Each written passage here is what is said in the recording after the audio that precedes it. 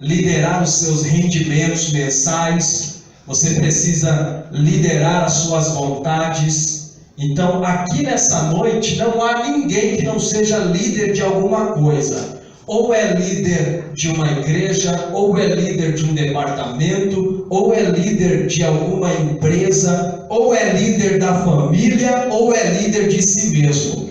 Mas Deus nos chamou para liderarmos, e nós estamos aqui porque Ele fez esse chamado para nós. Nós somos líderes, amém, queridos? Amém. Então, veja só, na última aula, que foi segunda-feira passada, eu também falei sobre a definição de liderança, sobre o que é liderança. E eu disse a vocês que liderança é o processo de conduzir pessoas a um objetivo, por favor, a um objetivo comum, né? E de uma maneira mais resumida, liderança é a arte de influenciar pessoas, tá certo? Então, eu disse a vocês que existem líderes sem cargos e que existem cargos sem líderes. E eu também falei aqui, queridos, só para a gente poder fazer uma recapitulação breve, que quando a pessoa é um líder sem cargo e é crente, ela é uma bênção na igreja, porque ela trabalha, ela faz nos bastidores, ela consegue influenciar a igreja a obedecer às suas lideranças. Mas quando essa pessoa é uma líder sem cargo, que não é crente dentro da igreja, o diabo senta para aprender com ela como é que faz a obra dele. Porque não tem nada pior do que alguém que tem o poder, o dom natural para influenciar pessoas, mas não é crente. Ele coloca as irmãs contra a liderança, ele coloca os irmãos contra o pastor, ele faz uma bagunça tão grande na congregação, que o diabo vem com a prancheta já do inferno, dando gargalhada, dizendo: hoje eu vou só sentar para aprender, que eu já vi que esse líder sem cargo está inspirado para causar um problema aqui nessa congregação. E isso acontece, queridos. Eu já tive igrejas que era impressionante o poder de persuasão de algumas pessoas dentro da igreja. E isso é um problema quando a igreja geralmente é regida por grandes famílias, né? E aí você vê que a líder ou o líder daquela grande família dentro da igreja, ela é uma pessoa dominadora, ela influencia e ela gera esse tipo de problema para os seus pastores, ok? Então, liderar, queridos, significa guiar, mostrar o caminho, conduzir, dirigir o curso de outrem indo adiante ou acompanhando-o, tá certo? Então, você só solta a mão do seu liderado quando você já tem a certeza de que ele é capaz de andar com as próprias pernas, com base em tudo aquilo que você ensinou ele, tá certo? Vamos mais adiante, queridos. Eu quero começar hoje, anote o tema, o primeiro tema que nós vamos tratar hoje, que é liderança conceitual e relacional. Então você anote aí, liderança conceitual e relacional. Vou colocar aqui, primeiro, conceitual e segundo,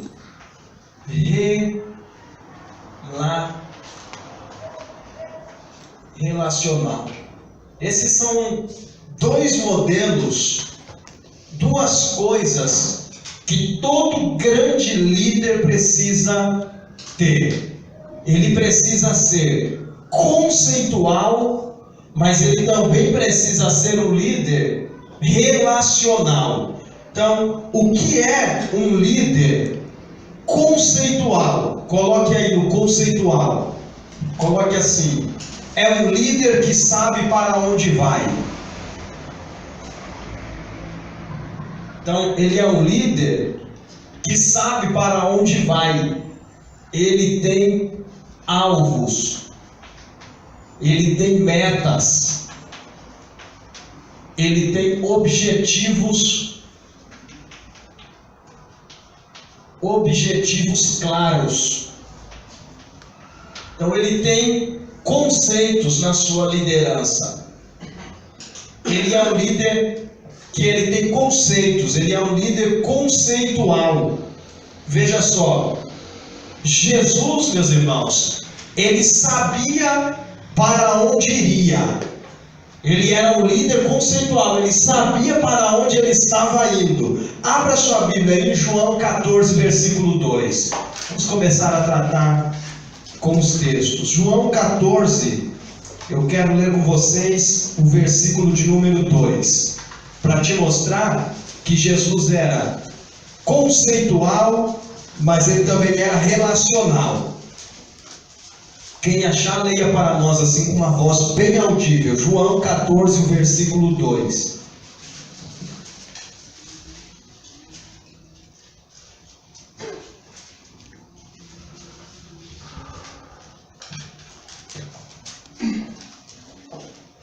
Pode ler, o que achou, pode ler para nós. Na casa de meu pai há muitas moradas. Se não fosse assim, eu vos teria dito, pois vou preparar-vos lugar. Então veja só, qual era o alvo conceitual de Jesus? Digam todos, a casa do Pai. Então, Jesus sabia para onde estava indo, meus irmãos. Na casa de meu Pai há muitas moradas. Se não fosse assim, eu vou teria dito. Fica à vontade, queridos. Então veja só, Jesus neste texto, ele tinha um conceito. Eu vou para a casa do Pai. Esse era o conceito de Jesus. Agora, veja só, meus irmãos, que ele também é um líder relacional. E aí eu quero que você leia para mim o versículo de número 3. E se eu for e vos preparar lugar, virei outra vez e vos levarei para mim mesmo, para que, onde eu estiver, estejais vós também. Então veja só, ele tem um conceito, ele tem um objetivo. Glória a Deus. Estão pegando. Se os irmãos puderem ajudar as irmãs que vierem chegando, tá bom? Por fineza, queridos. Então veja só, Jesus tinha um conceito que era chegar na casa do Pai. Mas ele não é apenas uma liderança conceitual. Ele também é uma liderança relacional. Pergunte assim, o que é relacional? O que é relacional? Então, esse relacional fala-nos de uma liderança que se relaciona com os seus liderados. Então, ele vai para a casa do Pai, mas ele também consegue persuadir, convencer os seus liderados a lhe acompanharem para o mesmo objetivo. Então ele está dizendo assim, ó, eu vou para a casa do meu Pai e eu vou preparar lugar para que onde eu estiver, veja o relacionamento dele, estejais vós também. Então, além de ser um líder conceitual, ele é um líder relacional. Eu vou colocar aqui no relacional, vocês anotem, por favor, pessoas. Tá certo? Então, o conceito são os alvos e a relação são com pessoas. Como Jesus era um líder conceitual, mas ele também era relacional, então ele iria para a casa do Pai, mas ele também iria preparar lugar. Aí eu vou colocar da minha maneira, para os seus liderados. Por que eu estou dizendo isso? Digam todos, por que, pastor? Por que, pastor? Não, digam todos, digam, por que, pastor? Por que, pastor? Porque uma liderança de sucesso, ela precisa ser bem orientada, tanto para os alvos, liderança conceitual, quanto para as pessoas, liderança relacional. Existem líderes, meus irmãos, que eles são tão conceituais, eles almejam tanto alcançar os seus alvos, seus objetivos, suas metas. Ele lidera desejando alcançar os seus alvos, mas ele detesta se relacionar com as pessoas. Você sabia que existe esse tipo de liderança? Ele chega na igreja e ele diz assim para o seu povo: esse ano eu vou fazer o que a outra liderança não fez. Eu vou construir uma galeria aqui e vou fazer uma reforma terrível. Aí você chega para ele e diz: que bênção, pastor, glória a Deus pela sua vida. No que o senhor precisar, conta comigo. Aí: não preciso de você não, rapaz. Não quero negócio com você não, preciso de você não. Pode deixar que já está tudo no meu esquema. Então, ele é conceitual, mas ele não é relacional. Ele não quer se relacionar com as pessoas. Então, sabe o que acontece com ele, meus irmãos? Pergunte assim: o quê? Por quê? Ele tem dificuldade para construir a galeria dele, porque ninguém alcança objetivo nenhum no corpo de Cristo sozinho. Ele tem dificuldade nos seus conceitos, porque ninguém consegue fazer nada no corpo de Jesus sem se relacionar com as pessoas certas. E aí, eu acho muito engraçado quando você detecta esse tipo de liderança, que eles ficam orando no altar assim: Deus, manda alguém de fora para nos abençoar nessa construção. E Deus está falando para ele: mas tem gente aí de dentro que se dispôs a te ajudar, mas você não quis. Como que eu vou trazer alguém de fora para te ajudar, se aí dentro eu levantei 300 valentes para trabalhar com você e você mandou isso tudo voltar? Dos 22 mil não era para voltar todos, era para sobrar pelo menos 300 para trabalhar com você, mas até os 300 que eu deixei para trabalhar com você, você não quer se relacionar com eles. Você só é conceitual, não é relacional. Então eles não conseguem alcançar os objetivos deles, porque eles têm o conceito, mas não têm a relação com as pessoas. Agora também existe, meus irmãos, outros tipos de líderes. A segunda parte, eles são 100%, digam bem forte, relacional. Eles desejam tanto alcançar as pessoas que eles cometem o erro terrível de não estabelecer nenhum alvo na sua liderança. Então, esse é um desejo de alcançar as almas, as pessoas, mas quando você chega na congregação, os pregos do banco rasgam o seu terno. Você vai lá no banheiro, parece que você está indo no banheiro da Idade Média. Tão terrível que é a situação, tão precária. E você vai falar com essa liderança, ela vai falar assim: mas isso aí não me importa, o que me importa é as almas. Só que ele vai também sofrer um problema. Pergunte assim: qual? Todo ser humano, naturalmente, meus irmãos, tem um desejo de crescimento dentro de si. E quando você chega aonde for, você chega para somar. Não é isso que a gente diz? Quando você troca de igreja, você já chega para o novo pastor dizendo: pastor, eu estou vindo para somar com o senhor. Você troca de empresa, você diz assim: eu estou chegando aqui não é para subtrair. Não trabalho com menos, eu trabalho com mais.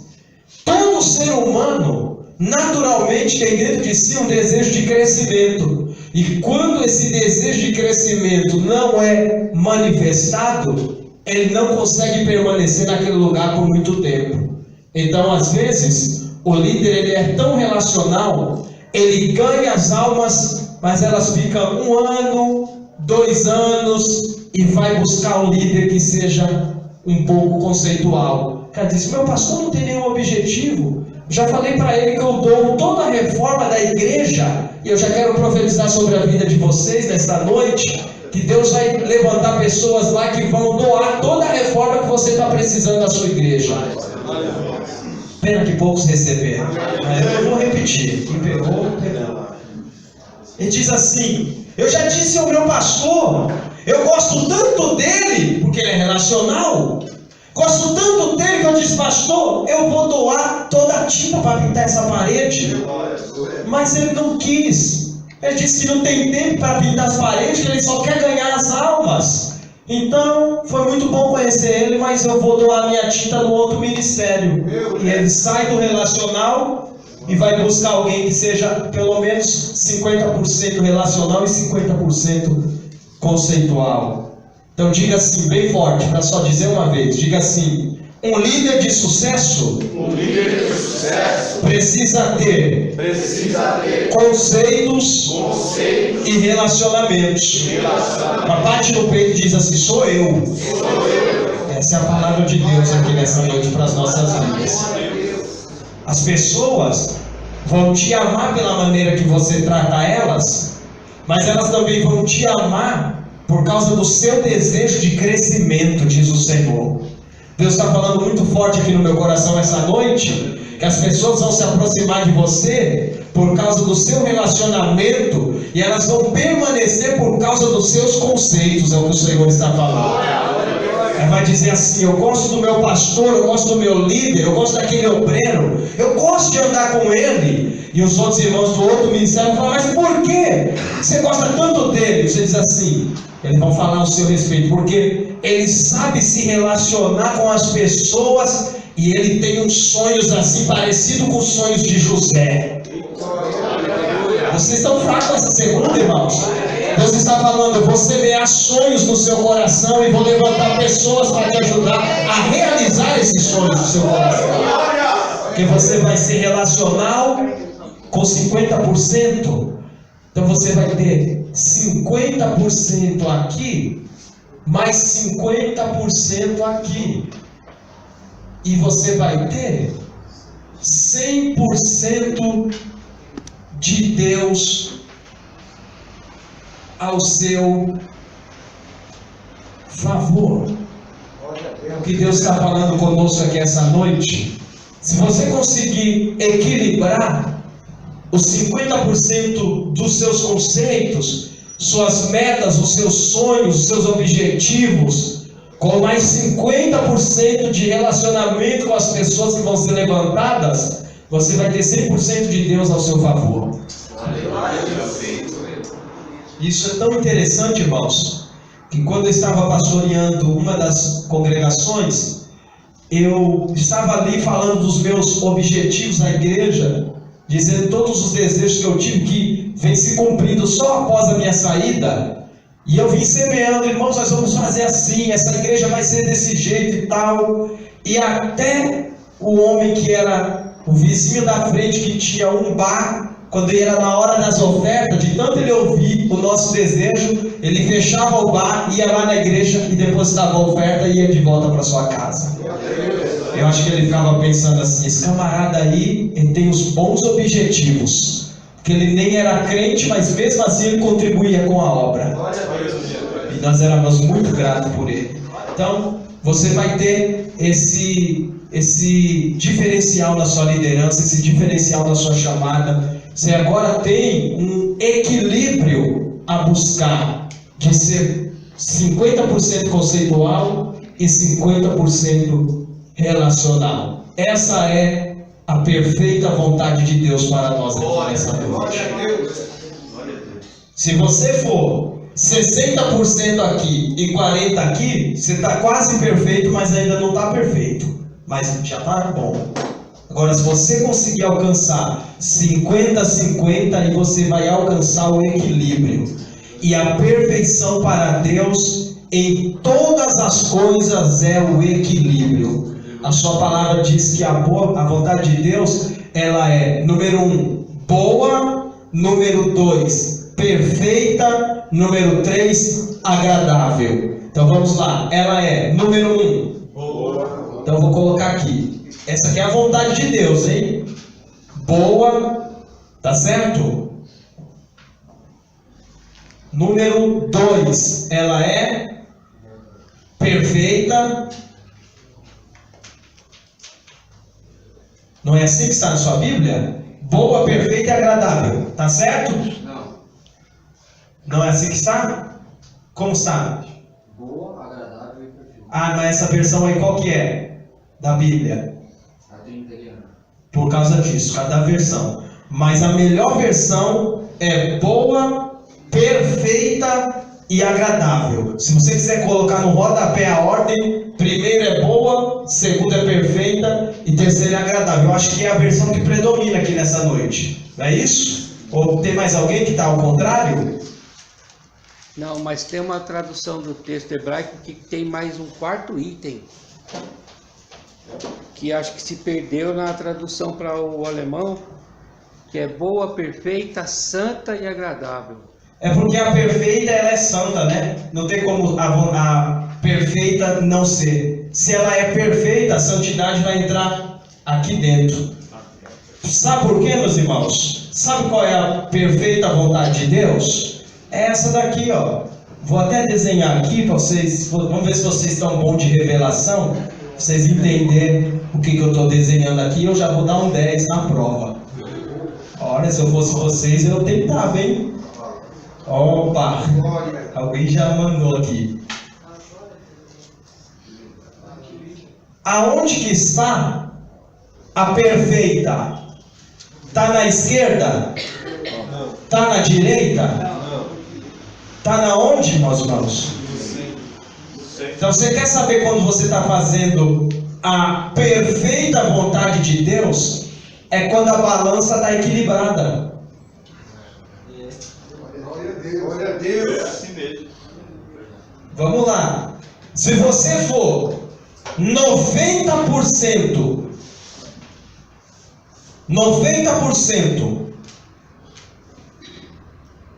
espiritual e só 10% natural, está equilibrada a balança? Não. Diga bem forte, vocês estão com medo hoje? Diga não. Não. Não está equilibrada. Diga bem forte, não está equilibrada. Não está equilibrado. Diga assim, ó, eu vou ser muito santo Eu vou ser muito santo. e não vou querer me relacionar com ninguém. Eu acho que vocês estão com medo de mim hoje, né? E se você for 90% aqui e 10% aqui, está equilibrada? Sim ou não? Não. Diga assim, eu vou ser muito carnal Você é muito carnal. e pouco espiritual. Pouco espiritual. Então você precisa achar o equilíbrio aqui. Você precisa ser 50 aqui e 50 aqui. Essa é a perfeita vontade de Deus para as nossas vidas. Que nós possamos saber a hora de dizer as coisas espirituais, mas que nós também possamos saber a hora de sermos homens naturais. Você sabe qual que é a maior dificuldade de todo líder? Pergunte assim, qual? Qual? Amigos. Todo líder que tem muitos amigos, os tem quando esses não conhecem na intimidade. Porque quando você é amigo da sua liderança, você acha que ela é só espiritual. Aí quando você vê ela assistindo um jogo da Copa do Mundo do Brasil, você já não gosta mais da sua liderança. Você fala, esse camarada aí não é crente não. Sabe qual que é o maior desafio que vocês vão encontrar na liderança de vocês? É achar alguém que te respeite fora da igreja e que te respeite da mesma maneira quando ele estiver dentro da igreja.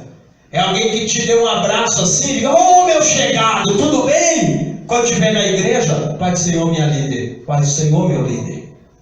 Não confunda as coisas. Então, diga bem forte. A vontade perfeita, A vontade perfeita é o equilíbrio é o equilíbrio das minhas vontades. das minhas vontades. Pode dizer pelo menos glória a Deus por isso? Glória a Deus. Então vamos mais adiante aqui. Então, coloque aí, estilos de liderança.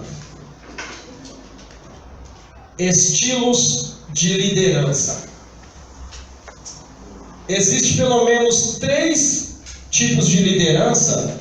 Eu não quero me ater muito nisso, mas eu só quero passar o conceito para vocês. Existem 3 tipos de lideranças diferentes. Primeiro tipo de liderança é a liderança autoritária ou autocrática. Então, é a autoritária.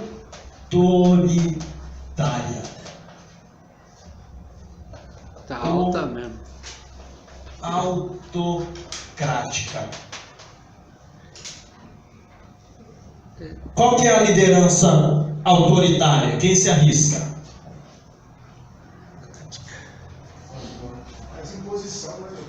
Pronto. É aquela que lidera sozinho. Ele é a autoridade master. É aquele que lidera com imposição. Lembra que nós falamos disso na outra segunda-feira? Quem lembra, diga amém. Amém. Nós falamos desse tipo de liderança já, mas com uma outra roupagem. É a liderança autoritária. É aquele líder que decide tudo sozinho. Ele quer decidir tudo. Tem 50 membros do departamento dele, que é o que eu estou profetizando para o seu departamento. 50 membros dizendo: a cor do Congresso vai ser azul. Aí lá vem o líder autoritário e diz: eu não quero azul, que eu não gosto, vai ser vermelho. Eu sou líder, eu que mando, e acabou. Sou só eu ou tem mais alguém que já passou por isso aqui? Eu nunca vou me esquecer de um congresso, meu irmão, que estava todo mundo indo para um lado, mas o líder foi e decidiu a cor que ele queria. Sabe o que aconteceu? Foi para um sorteio. E acredite, os senhores e a senhora, caiu só a cor dele. Falei, o único papel com a cor dele foi o papel que caiu naquele sorteio ali. Não, ele falou assim: tá vendo? Eu estou na direção. Que jogo de sorte não é de Deus, não. Jogo de azar não é com Deus. Por isso que caiu. Brincadeiras à parte, meus irmãos, é terrível lidar com a liderança autocrática. Existe o segundo tipo, que é a liderança liberal.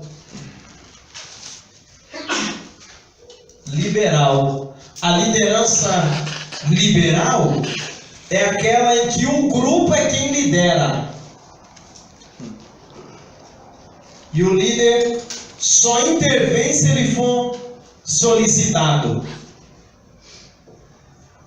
Então aqui o grupo é quem lidera. Isso aqui é terrível. Quando o grupo está liderando, não é muito bom. Pergunte para mim, por quê? Por quê? Porque tem coisas que Deus não revela ao grupo, só revela ao líder. Tem coisas, meus irmãos, que Deus só revela ao líder. Tem um texto na Bíblia muito conhecido, que havia uma mulher que era viúva, seu marido era temente a Deus, e ele morreu e deixou uma dívida, umas prestações para ela pagar. E ela tinha tudo que ela precisava na casa dela, mas a estratégia estava na vida do profeta. Ele disse para ela: o que você tem em casa? Veja, a solução do problema dela estava em casa. Os credores estavam querendo levar os filhos. Ela tinha solução em casa, mas ela não tinha estratégia. Então ela correu até o líder, o profeta, e disse: homem de Deus, o meu marido, que era servo dos profetas, morreu, deixou a dívida, os credores querem vir levar meus filhos. E ele disse assim: declara-me agora, o que é que tu tens em casa? Ela disse assim: eu não tenho nada, senão uma botija de azeite. Aí olha a palavra da liderança. Então vai, pede vasos emprestados a todos os seus vizinhos. Diga, liderança relacional. Veja a importância de ser um homem conceitual, mas também relacional, porque se ela não tem relacionamento com os vizinhos, não tinha milagre. Vai lá na sua vizinhança, pega vasos emprestados, entra no teu quarto, fecha a tua porta, pega esse frasco de azeite que você tem na sua casa e deita sobre os demais frascos. Aonde é que estava a estratégia? Diga, na casa dela. Então, o que ela precisava estava na casa dela, mas a estratégia estava na vida da sua liderança. Então, tem coisas, meus irmãos, que Deus não vai revelar ao grupo, mas vai revelar ao líder. Sabe qual é a parte mais interessante, meus irmãos? Pergunte qual? É que quando aquela mulher virou uma rica empresária, vendedora de azeite, ela foi lá no profeta e falou para ele assim, ela voltou lá e falou assim, ó, eu já fiz o que você mandou, o milagre aconteceu, e agora? Aí ele vai e fala assim, vende esse azeite, paga a dívida e vive do resto. Glória a Deus. Glória a Deus. Irmão, sabe o que ela estava querendo dizer, voltando ao profeta? Era algo mais ou menos assim. O profeta, você está precisando de algum azeite? Que você me deu uma estratégia que me fez prosperar tanto que eu acho que vai até sobrar. Sabe o que Deus está dizendo? Pergunte o quê? Quando o milagre acontecer na sua vida, lembra de quem te deu a estratégia. Vocês não gostaram muito dessa palavra, vocês querem azeite só para vocês, né? Volta lá no profeta, pergunta para ele, ó, enriqueci com aquela sua palavra que saiu lá do seu altar. Interessante no texto aqui que ela está dizendo assim, a tua serva, e na verdade ela não era serva dele. Olha aí, tá vendo, meus irmãos? Porque na verdade era o marido, né? O meu marido era teu servo. Exatamente. Só que aqui ela já se considera serva.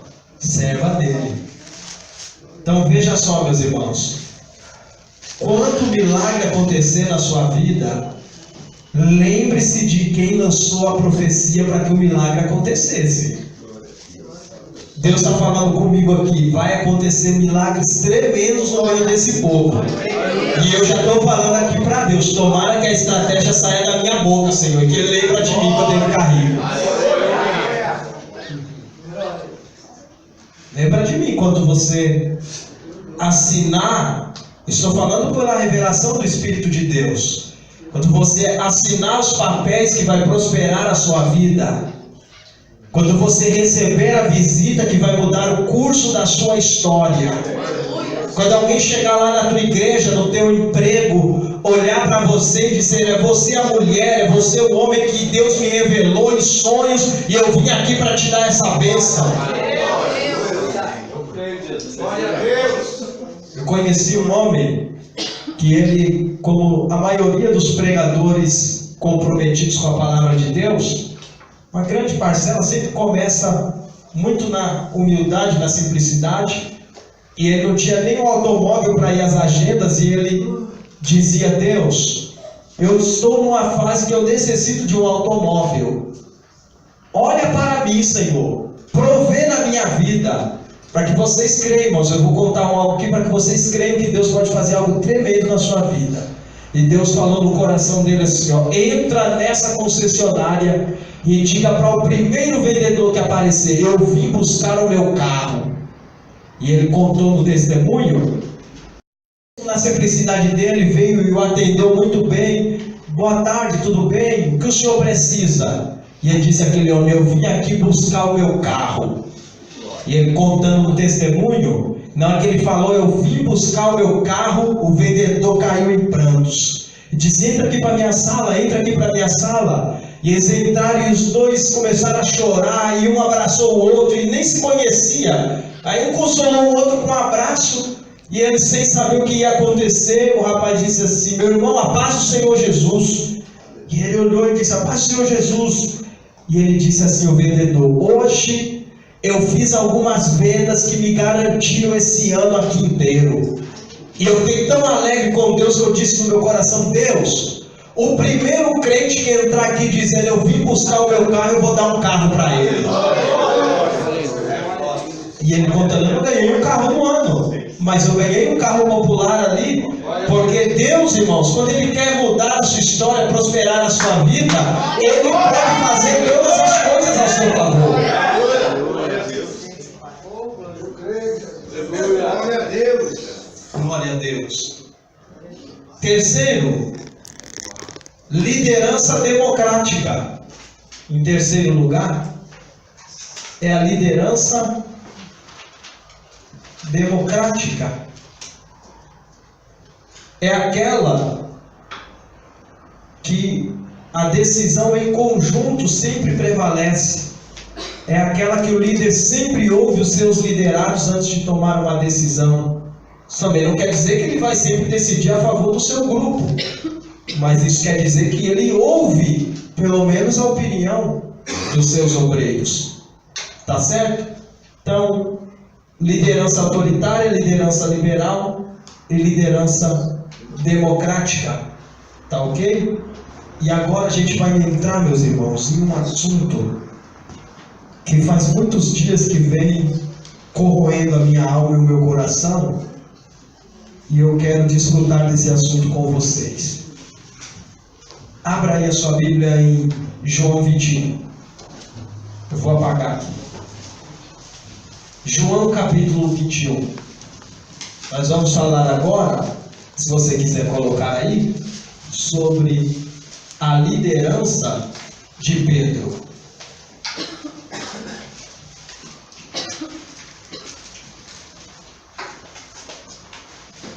Glória a Deus.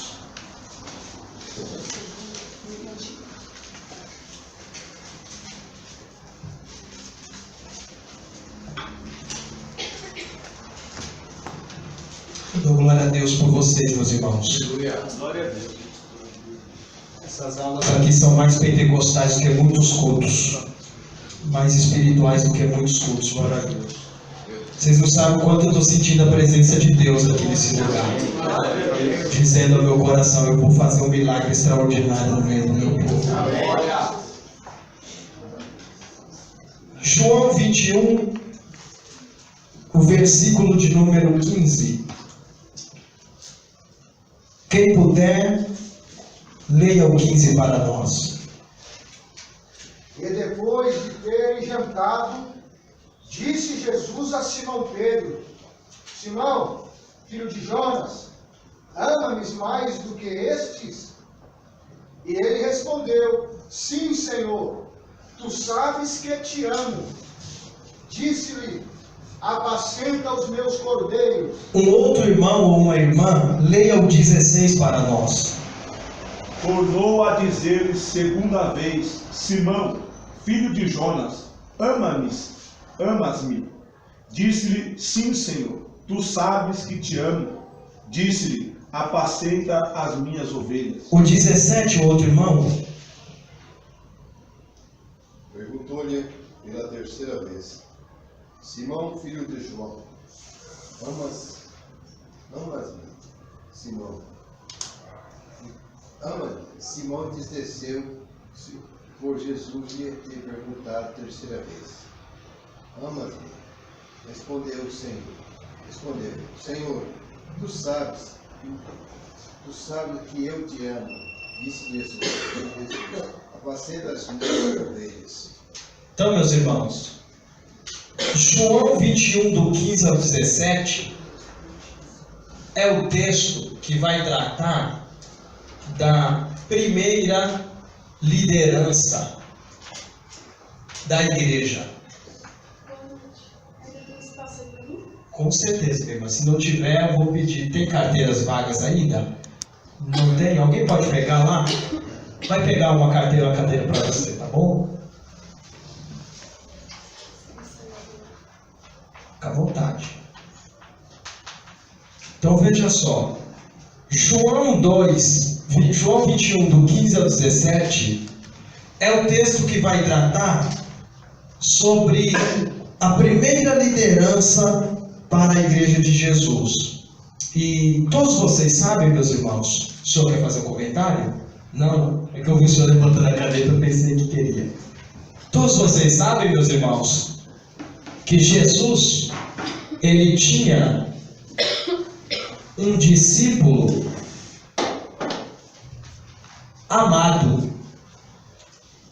Você sabe que Jesus tinha um discípulo amado, correto? Sim. Veja só, para que você tenha certeza, o que diz o versículo de número 20 aí desse capítulo. Leia para nós.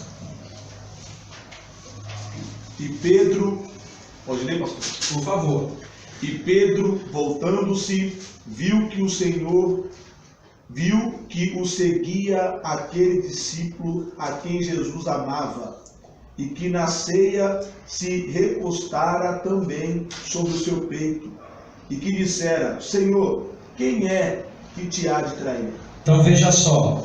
E Pedro, voltando-se, viu que o seguia aquele discípulo a quem Jesus amava.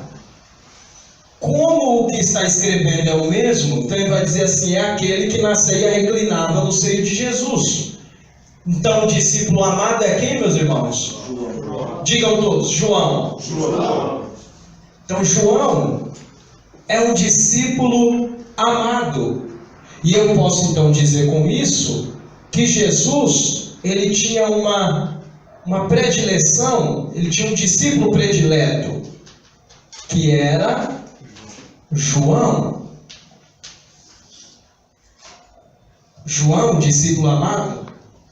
De maneira, meus irmãos, que quando Jesus falou em parábolas acerca da morte de Pedro, que seria uma morte que glorificaria a Deus, mas que seria uma morte terrível para Pedro, isso está no mesmo capítulo 21, do versículo 18 ao 19. Vamos conferir, queridos? Eu quero ler com vocês. Eu vou ler o 18, que diz assim: na verdade te digo, que quando eras mais moço, te arrumavas e andavas por onde querias, mas quando já fores velho, estenderás as tuas mãos, e outro te amarrará, e te levará para onde tu não queiras. Um dos irmãos leia o 19. E disse isso significando com que a morte havia de glorificar a Deus. E dito isso, disse-lhe: segue-me. Então Jesus está dizendo a Pedro: vai chegar um tempo, Pedro, que quando você era moço, você andava por onde queria, mas vai chegar um dia que eles vão amarrar você e vão te levar para onde você não quer ir. Jesus está falando de uma morte que Pedro vai ter, que vai ser desagradável para ele, que ele vai ser forçado a passar por aquela morte. Agora veja, meus irmãos, que quando Jesus falou disso, Pedro logo perguntou o que seria então do discípulo amado. Veja o versículo de número 21. Leia para nós. Quando Pedro ouviu, perguntou: Senhor, e quanto a ele? O que será? Pedro está perguntando assim para Jesus. Jesus está falando para Pedro: antigamente você andava livre, mas vai chegar um dia que você vai passar por uma morte terrível. Aí Pedro viu João e disse assim: Senhor, e João? O senhor está falando que eu vou morrer de uma maneira terrível? E o João? O que é que vai ser do João? Observe, meus irmãos, que no fundo do coração de Pedro queria que Jesus dissesse algo negativo acerca do discípulo amado, para que ele não se sentisse assim por baixo, sozinho. Então ele está dizendo assim: meu Deus, eu vou ter que passar por isso, então imagina o que o João não vai passar. Mas João era o discípulo amado. Diga: João era o discípulo amado. João era o discípulo amado. Diga assim: Pedro era o discípulo precipitado. Então Jesus vai repreender a Pedro por causa dessa pergunta. Ele vai tomar uma bronca. E disse-lhe Jesus: se eu quero que ele fique até que eu venha, que te importa? Segue-me tu. Então veja, irmãos, eu estou dizendo com esses textos que João era o discípulo predileto de Jesus. Jesus chegou até a dizer para ele: se eu quiser ele ficar vivo até o arrebatamento da igreja. Você não tem nada a ver com isso. O que eu tenho com você, Pedrão, é com você. todos eles. Eu tenho com o João, é com o João. Pedro era tão afoito, meus irmãos. Eu vou falar já da liderança dele, hein? Pedro era tão afoito que um dia, não sei se você sabe disso, mas teve um dia que Pedro teve que trabalhar para pagar uma dívida que ele mesmo fez para Jesus. Ele endividou Jesus. Vocês já viram isso daí na Bíblia? Abre aí a sua Bíblia, Mateus 17. Vou mostrar para você o quanto Pedro era um discípulo afoito. Ele endividou Jesus. Ele comprou no cartão de crédito de Jesus. Mateus 17. Leia alguém bem forte o versículo 24. E chegando eles a Cafarnaum, aproximaram-se de Pedro os que cobravam as dracmas e disseram: o vosso mestre não paga as dracmas? Leia também o 25, irmão Paulo. Disse ele: sim. Peraí. Digam todos assim: Pedro disse sim. Pedro disse sim. Vamos observar o texto. Continua. E entrando em casa, Jesus se lhe antecipou, dizendo: Olha agora, hein, meus irmãos, isso é importante que Jesus vai falar. Veja. Que te parece, Simão? De quem cobram os reis da terra os tributos ou os impostos?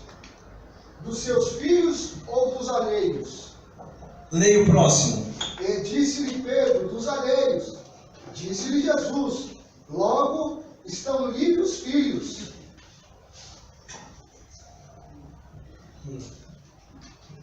Leia também o 27 para nós encerrarmos.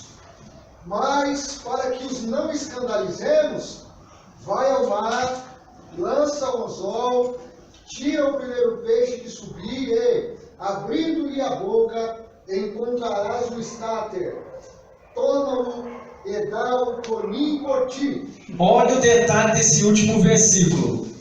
Diga assim: vai ao mar. Vai ao mar. Então veja só, Pedro vai ter que ir lá no cais, empurrar o barco para dentro da água, catar os remos, remar, içar a vela, ir lá para o meio do mar para pescar um peixe, por causa que ele falou uma besteira aqui, irmãos.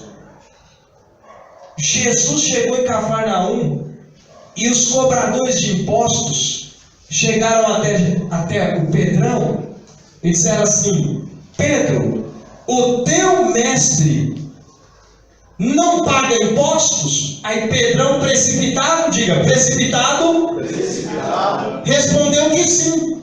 Mas deveria ter respondido que não, meus irmãos. Pergunte bem alto: por quê? Por quê? Não, pergunte todos: por quê? Por quê? Porque Jesus não era alheio. Glória a Deus. Jesus era filho. Pergunte assim: de quem? De quem? De Davi. Glória a Deus. Jesus não é herdeiro do trono de Davi, meus irmãos, sim ou não? Sim.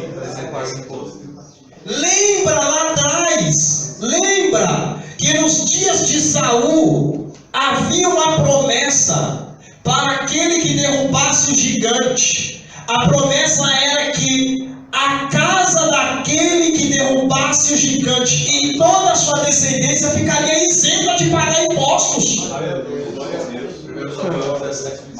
1 Samuel 17, 25, meus irmãos. Vamos ler, que eu acho que alguns ainda não estão acreditando que Pedro endividou Jesus. 1 Samuel 17, 25. Vamos ler. O primeiro que achar vai ter a primazia de ler. 1 Samuel. O senhor já está aí, né? Já leia para nós 17, 25. E diziam os homens de Israel: vistes aquele homem que subiu? Pois subiu para afrontar a Israel. Há de ser, pois, que ao homem que o ferir, o rei o enriquecerá de grandes riquezas, e lhe dará a sua filha, e fará isenta de imposto a casa de seu pai em Israel. Olha aí, meus irmãos. Jesus não é da casa de Davi? Jesus não é herdeiro do trono de Davi? Então, quando aqueles cobradores viessem perguntar se o mestre não paga imposto, Pedro ia ter que falar assim, ó: aboliram a lei que Saul lançou? Vocês riscaram do estatuto as palavras do grande rei Saul, que a casa de Davi daria isenta de impostos? O meu mestre é o herdeiro do trono de Davi. Mas ele foi tão precipitado que ele disse: paga imposto, meu mestre. Aí Jesus disse assim: o que te parece bem, Pedrão? Que os filhos paguem? Aí não, os filhos não. E os alheios? Os alheios sim. Então, Pedrão, quem está com a dívida não é eu, é você. Mas para que ninguém se escandalize, vai lá no mar alto, soa a camisa lá, pesca um peixe e paga a sua dívida e paga a minha que você acabou de me arrumar. Tudo isso, meus irmãos, por causa da precipitação de Pedro. Ele era um obreiro muito precipitado. Se o discípulo amado era João, vou pôr aqui, o discípulo precipitado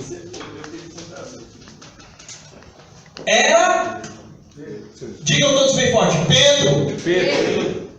Então, se o amado era João, o precipitado era Pedro. E se você observar ainda no texto de João capítulo 21, volte para lá, observe também que nesse texto que nós lemos, nem o amor de Pedro é igual ao amor de Jesus. Dois amores totalmente diferentes. O de Jesus é um e o de Pedro é outro. E o amor de João é maior do que o amor de Pedro. João ainda amava mais Jesus do que Pedro. Vamos ler os textos. Vamos ler o texto.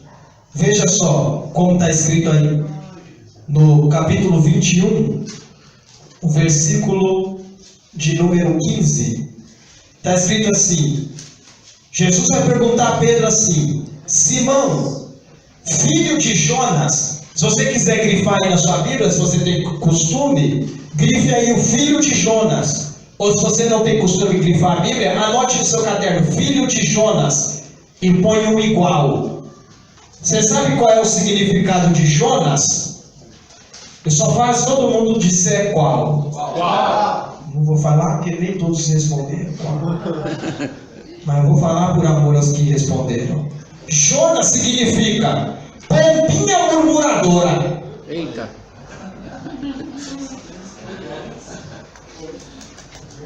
Pombinha murmuradora. E o Simão é filho da pombinha murmuradora. Por isso que ele também murmura. Ele herdou do seu pai essa murmuração. Aí Jesus vai dizer assim: Simão, filho da pombinha murmuradora, agapaz-me. Que é essa palavra aqui? Eu posso pagar esse quadro aqui já, né? Eu só estou trabalhando aqui no meio, irmãos, porque para facilitar na filmagem. Eu prefiro também ficar aqui perto do meu material. Então, Jesus está perguntando para Pedro assim: Simão, filho da pombinha murmuradora. Aí eu vou colocar aqui, ó, primeiro, paz. Opa, faltou um nada.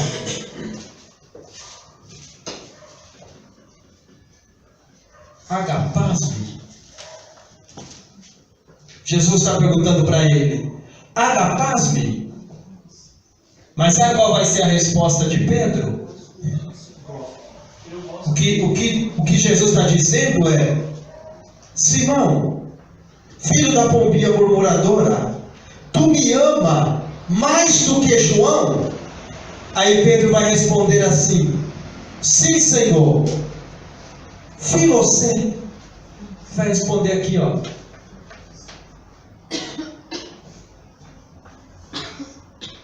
Filocê, que significa: tu sabes que eu tenho afeto por ti. Jesus está perguntando se ele ama. E ele está respondendo: eu tenho afeto por ti. Eu gosto do Senhor. O Senhor é o cara 10. Eu gosto do Senhor. Em outras palavras, Pedro está dizendo assim: eu tenho um gostar melhorado. Tenho um afeto assim, trabalhado pelo Senhor.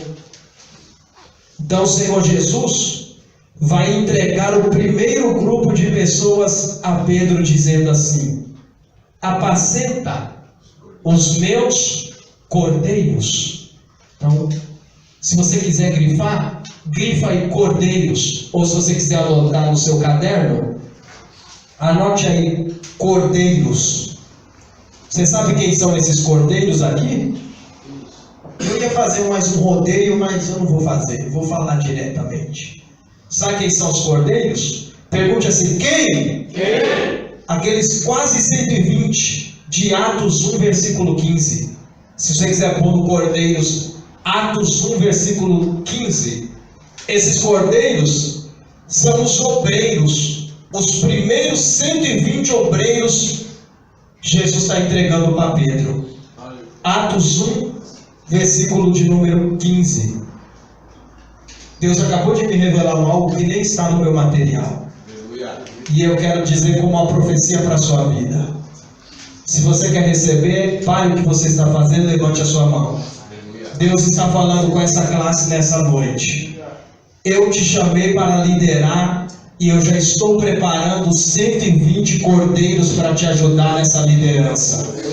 Jesus vai te dar obreiros para trabalhar ombro a ombro com você nessa liderança. Deus está falando conosco: eu estou levantando alguém para liderar, e essa liderança vai começar com um corpo de obreiros para ajudar nessa sua caminhada. Recebe essa palavra no nome de Jesus.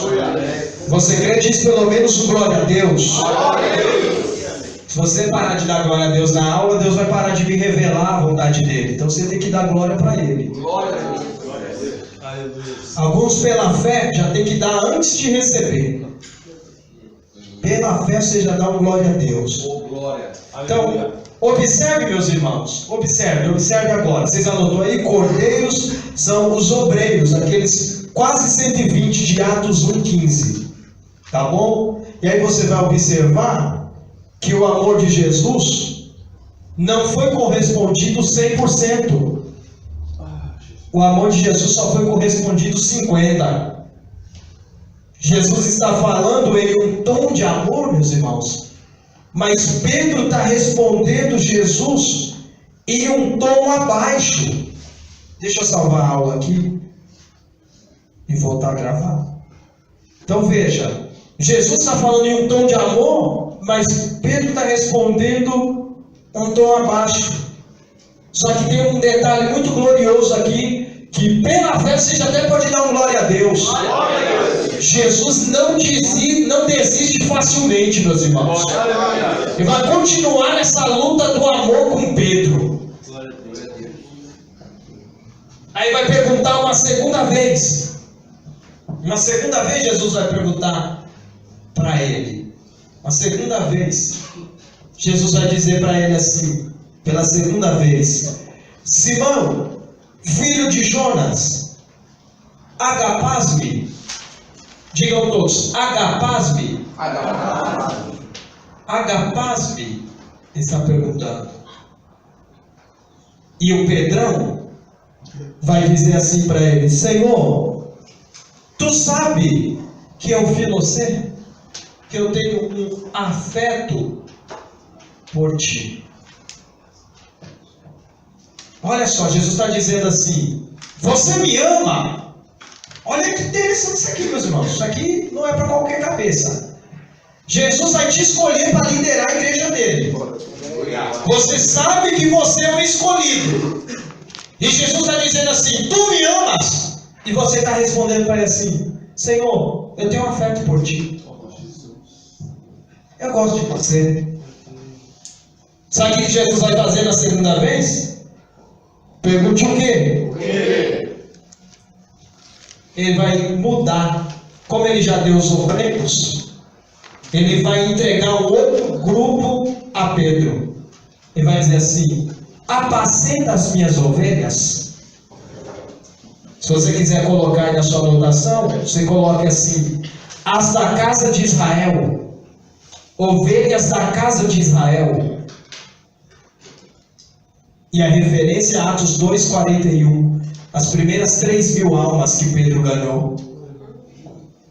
Jesus já tinha dado para ele.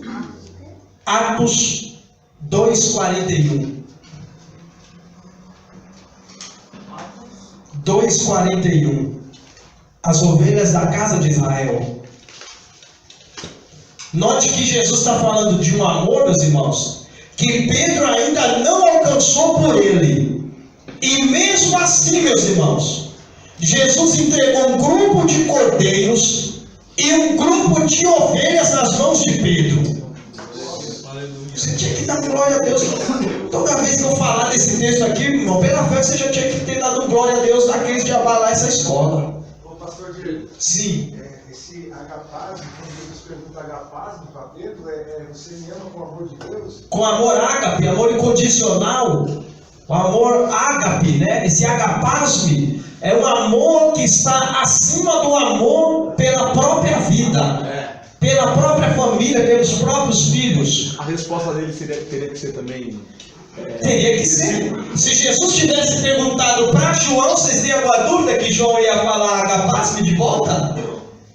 Jesus era o João era o discípulo amado de Jesus e que amava a Jesus, irmãos. Se Jesus falasse assim: João, agapasme, ele ia dizer: sim, Senhor, agapasme, agapaci. Ele teria dito: eu amo o Senhor com amor incondicional, acima da minha vida, acima da vida da minha família, acima da vida dos meus filhos. Aleluia.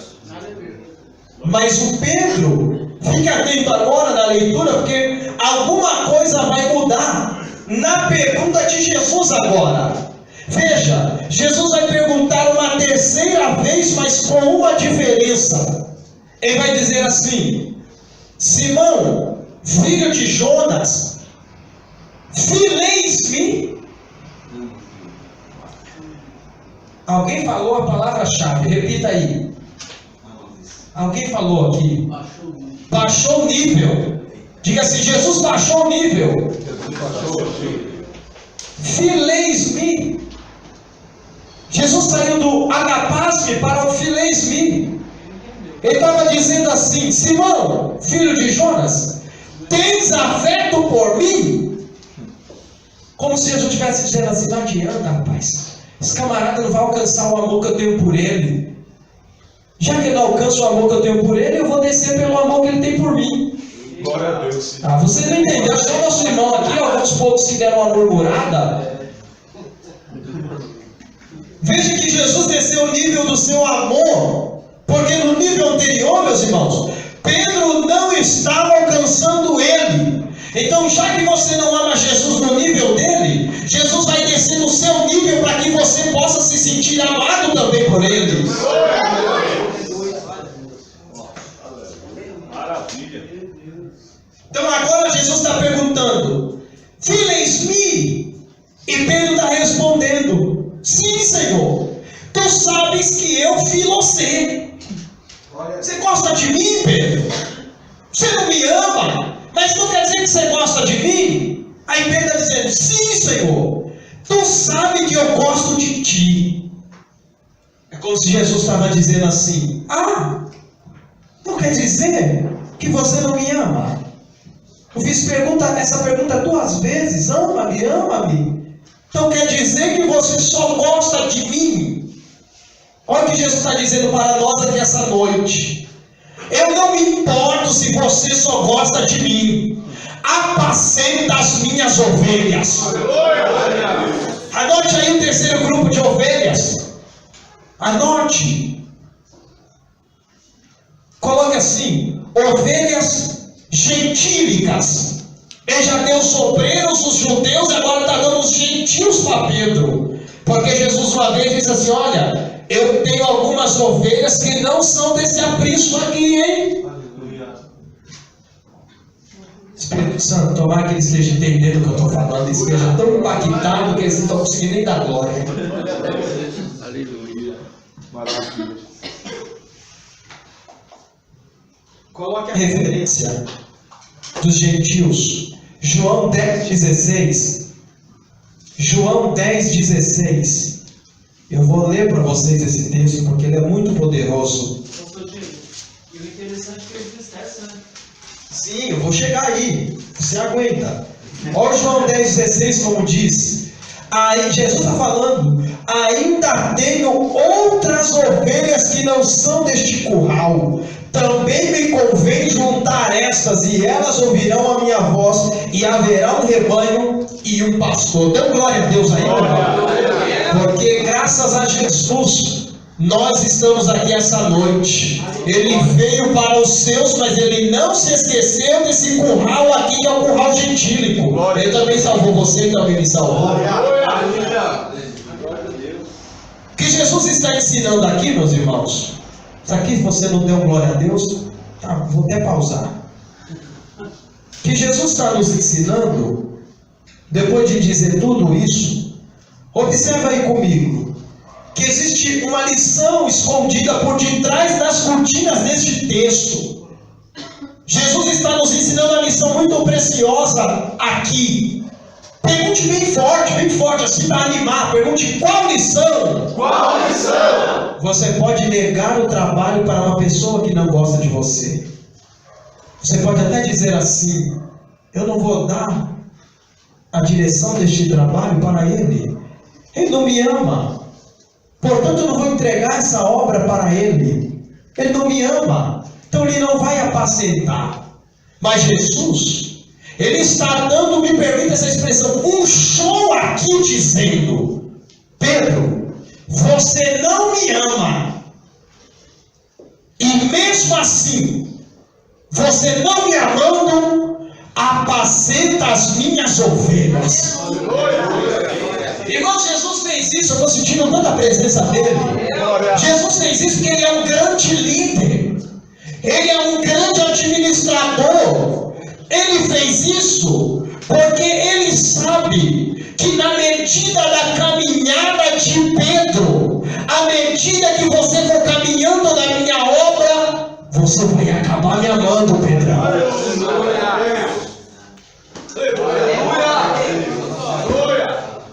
Tem gente aqui nessa noite que pode estar dizendo no seu coração: eu estou como Pedro, eu não alcancei o amor que Jesus sente por mim. Será que eu nunca vou liderar? Jesus está dizendo assim: meu filho, o amor que você tem por mim vai se multiplicar, diz o Senhor.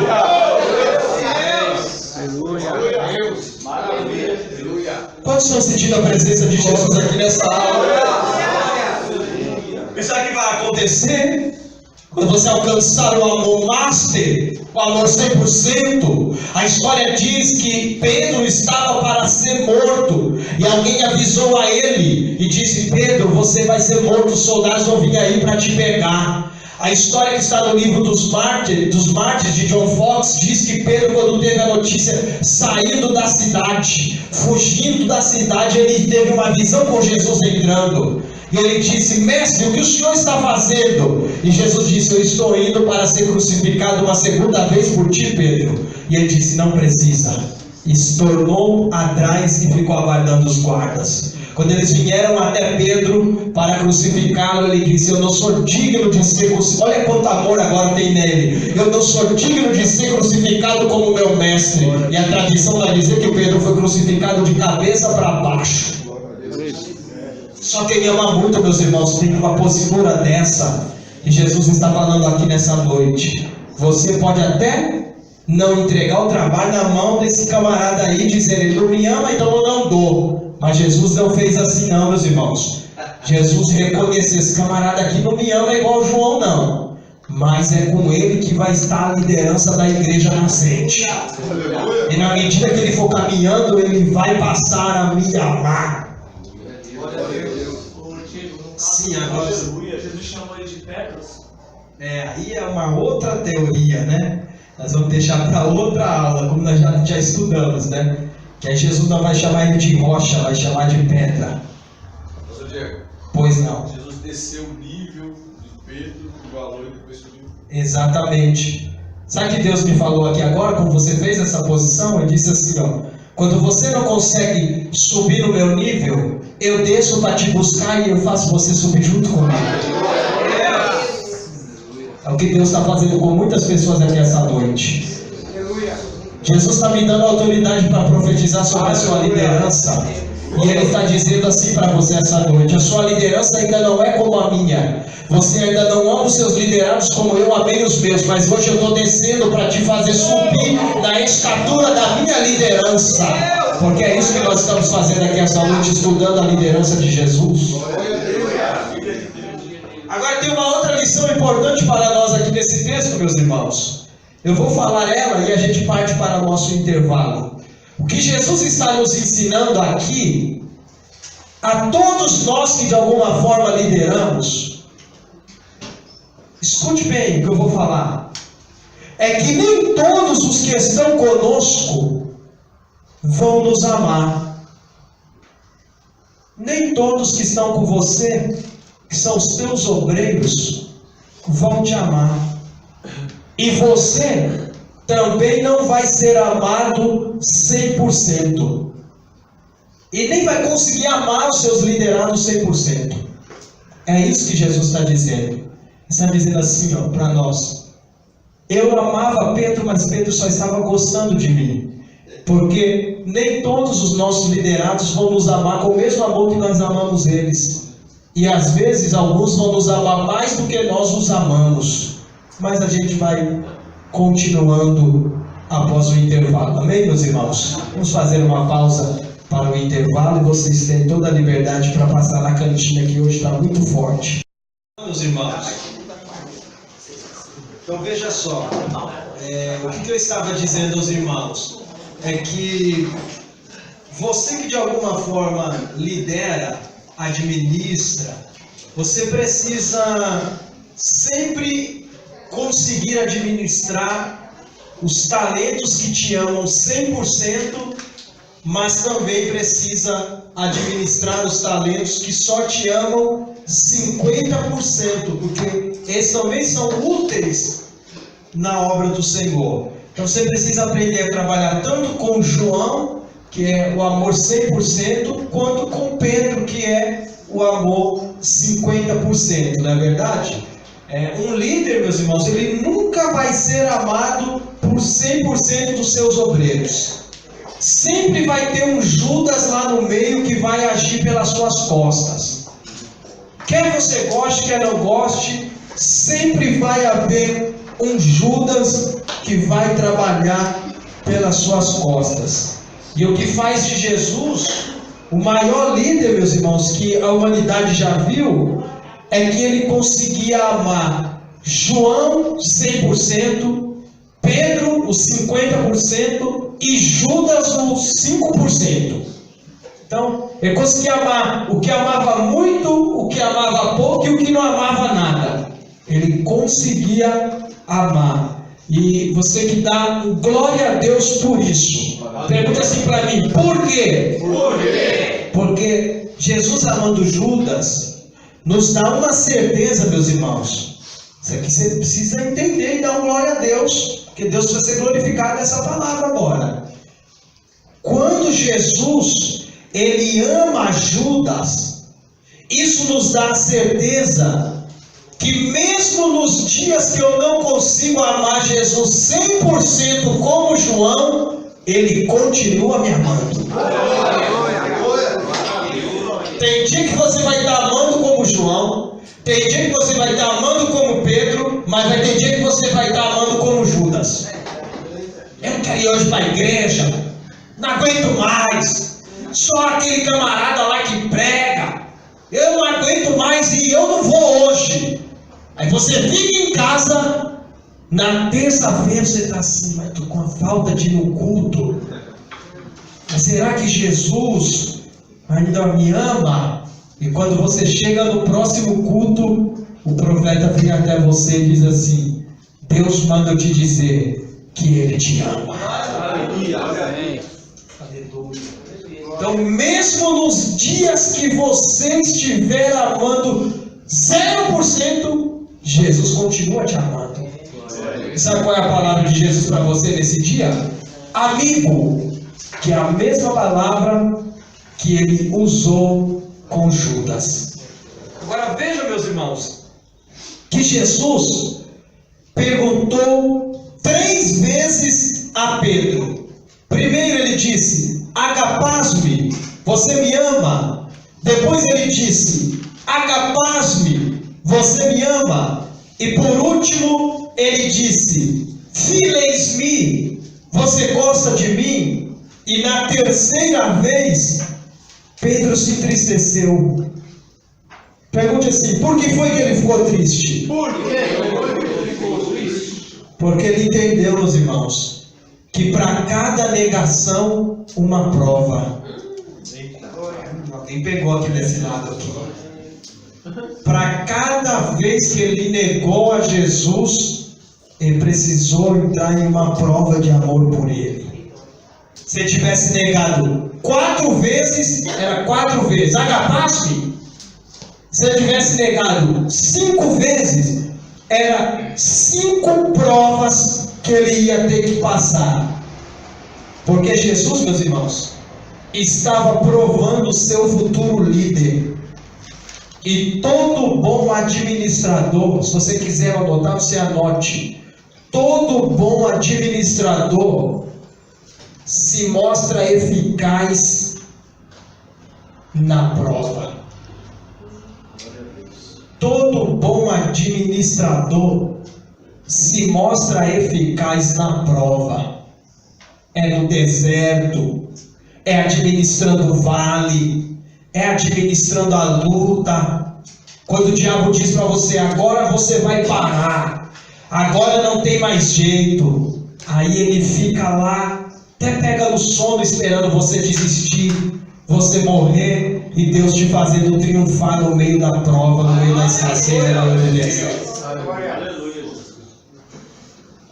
Pedro precisava entender, meus irmãos, que o que ele fez negando a Jesus foi muito vergonhoso.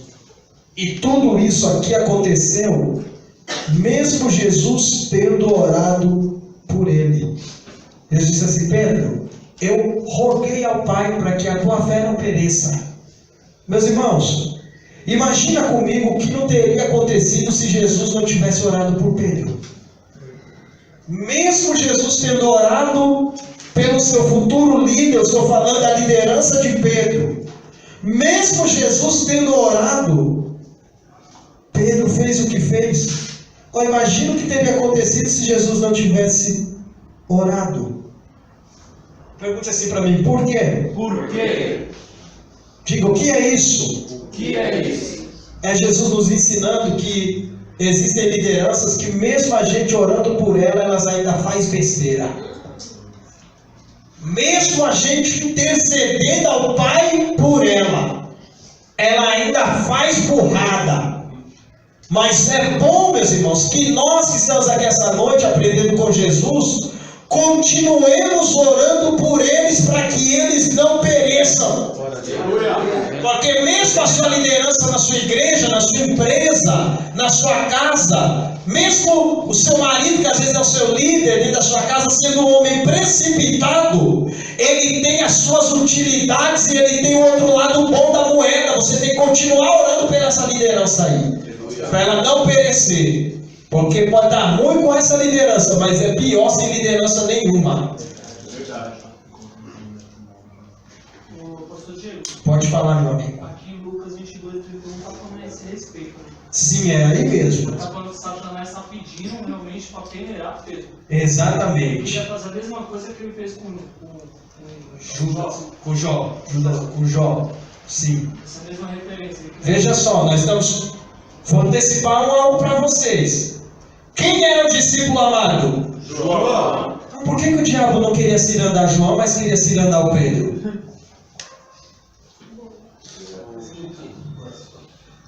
Vou deixar mais para frente para nós tratar. Então coloque o próximo título aí na sua anotação: o valor de um líder. O valor de um líder. Vou mostrar para vocês qual é o valor de um líder. Não desanime não, viu? Depois do que eu vou te mostrar agora. Depois disso aqui, você não pode sair daqui sem querer liderar. Porque o valor de um líder, ele é assustador para algumas pessoas. Mateus capítulo 26, do 14 ao 16 é a referência. Mateus 26, do 14 ao 16. Eu quero ler com vocês esse texto. Mateus 14, do 16 ao 26. Quem achar já pode ler para nós. Mateus 26, do 14 ao 16. Então, um dos 12, chamado Judas Iscariotes, foi ter com os príncipes dos sacerdotes e disse: que me quereis dar?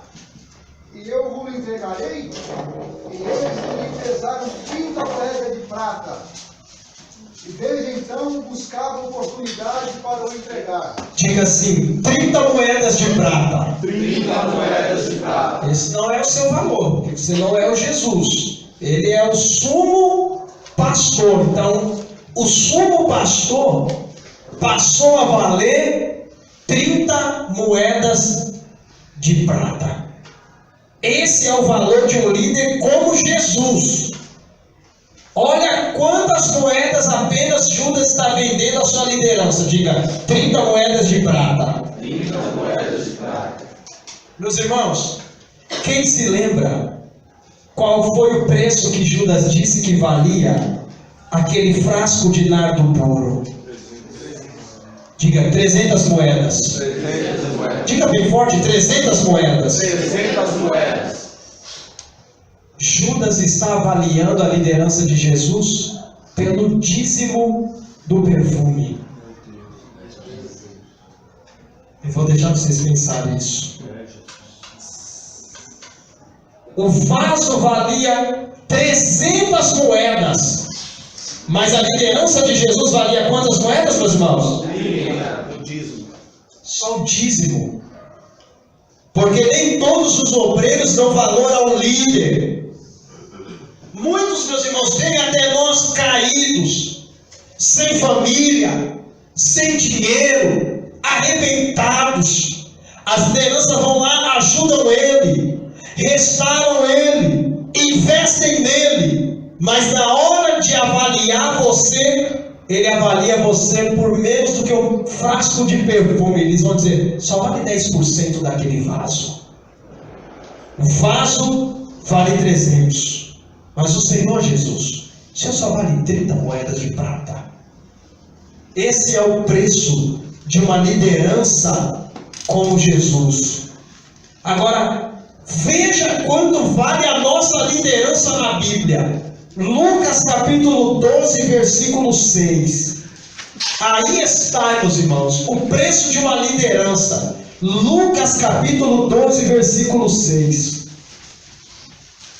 Olha qual é o preço. Quem achar pode ler. Não se vendem 5 passarinhos por 2 asses? E nenhum deles está esquecido diante de Deus? Olha como está na minha versão. Não se vendem 5 pardais por 2 moedinhas. Diga 5 pardais. 5 pardais. Diga bem forte, 5 pardais. 5 pardais. 2 moedinhas. 2 moedinhas. Nesse texto aqui, meus irmãos, tipologicamente, Jesus está falando dos 5 ministérios. Ele está falando do pastor, do mestre, do evangelista, do profeta e do apóstolo. Porque esse aqui é o real valor de uma liderança. Por mais que você faça tudo na obra, construa, edifique, cure, abençoe, salve, organize, tire a igreja do vermelho, final de tudo, quando você sai da igreja, quando você vai embora dali, quando vem um outro líder no seu lugar, sempre vai ter alguém para dizer assim: isso aí só valia 2 moedas, foi tarde. Pode curar como um profeta, você pode trabalhar como um apóstolo, Você pode amar como um pastor. Vai ter alguém lá que vai avaliar você e vai dizer: esse daqui valia 2 moedas. Mas isso não importa, meus irmãos. Diga glória a Deus. Glória a Deus. Pergunte: por que não importa? Porque o bom samaritano, ele deu 2 moedas por aquele homem. Aleluia. Ainda bem que alguém deu um aleluia ali atrás. Outros aqui fizeram um estralo assim de indignação. Aquela viúva pobre, ela deu 2 moedas na sua oferta. Sabe o que Deus está dizendo para nós aqui essa noite, meus irmãos? Diga bem alto: o que, pastor? O que, pastor? Diga: eu quero saber. Eu quero saber. Jesus está dizendo assim: sempre vai haver um bom samaritano para pagar 2 moedas pela sua vida. Aleluia. Foi muito fraco para quem entendeu. Eu vou dizer mais uma vez: sempre vai haver uma viúva que vai te dar 2 moedinhas para você não passar fome no mês. Eu sei que você às vezes espera que a sua provisão vai vir dos ricos da igreja, mas você repara, eles são sempre os mãos fechadas. Geralmente aquela viúva que só tem 2 dentinhos na boca, que olha a sua situação e diz assim: eu não vou deixar ele desse jeito porque o dia ele foi o meu líder. Eu tenho aqui a minha aposentadoria, vai lá e faz a compra do mês, porque você não vai ficar nesse estado. Levanta a mão, Deus está mandando eu profetizar. Que sempre vai haver um samaritano na tua história. Sempre vai haver uma viúva fiel na tua história. Ainda que alguém olhe para você e diga assim: você só vale 2 moedinhas. A palavra de Jesus a teu respeito vai ser esta: esta mulher com essas 2 moedinhas deu mais valor do que todos os ricos da igreja para você. Glória a Deus. Diga assim: a oferta da viúva, as 2 moedinhas valem mais para Jesus. Você sabe por quê? Por quê? Porque aquelas 2 moedinhas que foram jogadas no gasofilácio, elas também se misturaram com muitas outras moedas de muito maior valor. Porque diz o texto que os ricos iam lá e ofertavam muitas moedas de ouro, uma quantidade muito grande. E aquela viúva deu as menores moedas que ela tinha, as únicas que ela tinha, mas não valiam quase nada. Para eles não valia nada. E quando Judas foi vender a Jesus, eles abriram o gasofilácio, pegaram 30 moedas e deram para ele. E eu fico imaginando, meus irmãos, essa é por minha conta. Eu fico imaginando o sumo sacerdote dizendo ao tesoureiro: tesoureiro, ainda tem moeda aí no gasofilácio? Porque a gente tem que pagar aqueles guardas que mentiram acerca do corpo de Jesus. Ele diz: tem. Pegaram as moedas, pagaram os guardas. Eu fico imaginando eles falando agora: sobrou alguma coisa aí dentro, tesoureiro? E eles olhando lá no fundo, dizendo: só sobrou 2 moedinhas aqui, mas não tem nem valor essas moedas. Sabe por que essas moedas valem mais na sua vida, meus irmãos? Diga por quê. Por quê? Porque elas não vão servir para financiar a traição de Jesus. Elas vão ficar no fundo do gasofilácio. Essa oferta não vai servir para financiar a mentira dos guardas nem a traição de Judas. Por isso que para os homens você pode valer só 2 moedinhas, mas para Jesus essas 2 moedas valem mais do que todas as outras ofertas que foram lançadas. Pastor, Por favor. o valor que a gente estipula, que o ingrato estipula na liderança, é o mesmo valor que ele vai comprar o campo que ele vai morrer. Vocês não vão dar glória a Deus, meus irmãos? O que o Ângelo está dizendo é que alguém vendeu Jesus por 30 moedas. E com as 30 moedas que ele vendeu Jesus, ele comprou a terra que foi sua própria sepultura. Meu Deus, eu não sei o que eu vou fazer aqui essa noite, meus irmãos. Minha vontade é largar o microfone e sair correndo no meio dessas cadeiras, de tanto que eu estou sentindo a presença de Jesus aqui nessa aula. Eles vão morrer valendo o mesmo que te venderam. Sabe o que Jesus está dizendo? Se ele te vendeu por 2 moedas é porque ele só vale essas 2 moedas aí. Se ele te vendeu por 30, é porque ele vai morrer com essas 30 moedas aí que ele te vendeu. Então diga para quem está perto de você assim: não se preocupe. Profetiza para alguém: não se preocupe. Os homens podem te avaliar por pouco preço. Diga assim: mas Jesus conhece o teu real valor. Você pode dizer glória a Deus aqui essa noite?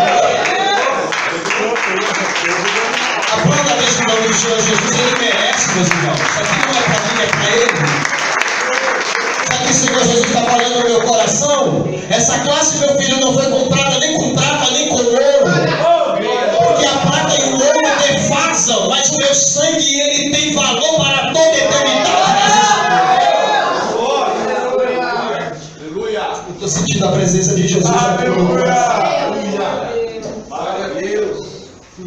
Vamos caminhar para o encerramento dessa aula, meus irmãos. Glória seja dada ao nome de Eu estou sentindo tanta glória de Deus aqui. Eu estou sentindo Jesus aqui falando com alguém.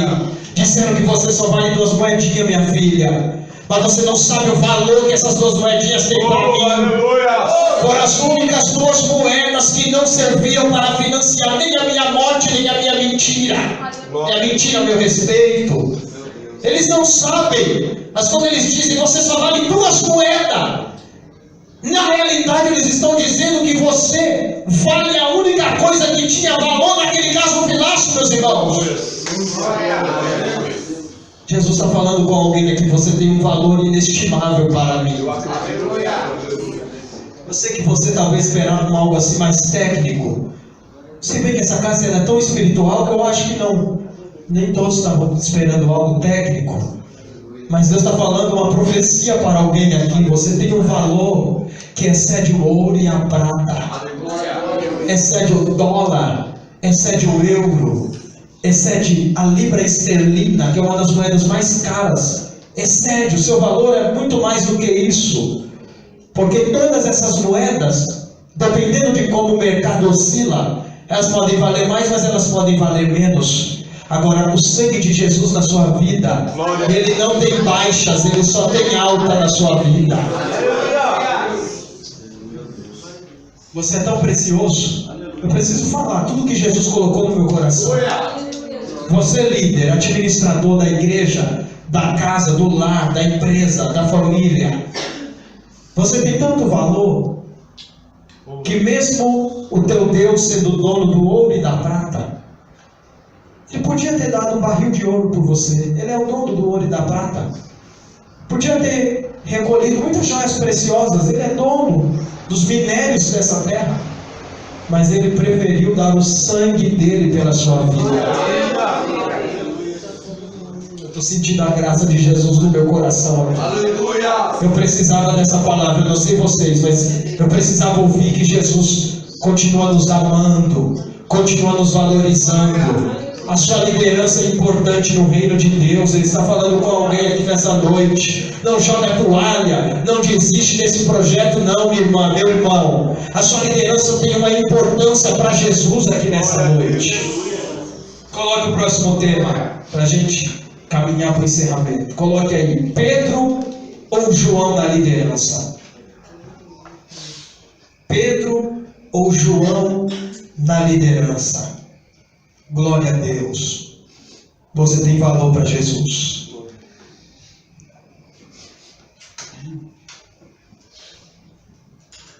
Então veja só, meus irmãos. Veja só. Em João 21:15, Jesus vai, o texto vai dizer: depois de terem jantado, disse Jesus a Simão Pedro: Simão, filho de Jonas, ama-me mais do que João? E ele respondeu: sim, Senhor, tu sabes que eu gosto de ti. E disse-lhe Jesus: apacenta os meus cordeiros. Nesse texto aqui, meus irmãos, Jesus está nos mostrando que ele queria que Pedro fosse o líder da igreja. João estava lá, Mas Jesus queria que Pedro fosse o líder da igreja. Mesmo Jesus sabendo que João era uma pessoa amada, mesmo Jesus sabendo que o amava até mais do que o próprio Pedro, quase estou trava-língua agora, próprio Pedro, mesmo Jesus sabendo disso, por que foi que Jesus não deixou João na liderança da igreja, mas deixou o Pedro? Por quê? Faz já bastante tempo que eu falei essa pergunta para o pastor Eli. Por que foi que Jesus preferiu o temperamento precipitado, que às vezes falava palavras boas, mas também falava muitas palavras ruins? No mesmo texto que o Pedro disse, eu vou com o Senhor até a morte, foi o mesmo capítulo que Jesus disse, para trás de mim, Satanás. Ele uma hora falava boas palavras, outras ruins, uma hora era prudente, outra hora era insensato.